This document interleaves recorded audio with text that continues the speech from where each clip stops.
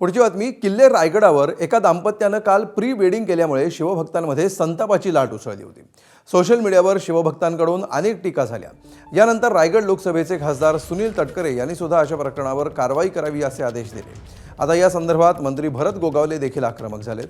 छत्रपती शिवाजी महाराजांच्या चरणी लग्नाची पत्रिका ठेवायला हरकत नाही, मात्र प्री वेडिंग सारखे प्रकार चालणार नाहीत। असं केल्यास शिवभक्तच धडा शिकवतील असा इशारा गोगावलेंनी दिला आहे।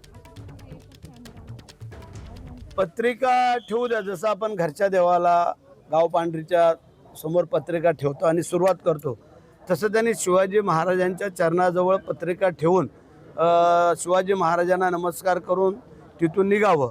परंतु फ्रीवेडिंग जे काय तुमचं आहे ते चालणार नाही, कारण ते तिथे शिवाजी महाराजांच्या त्या ठिकाणी अशा गोष्टी तुम्हाला इतर कुठं जायचं आहे, गार्डनला जा, बगीच्याला जा किंवा अनेक कुठं समुद्राच्या तीरावरती जा, तिथे प्रीवेडिंग करा।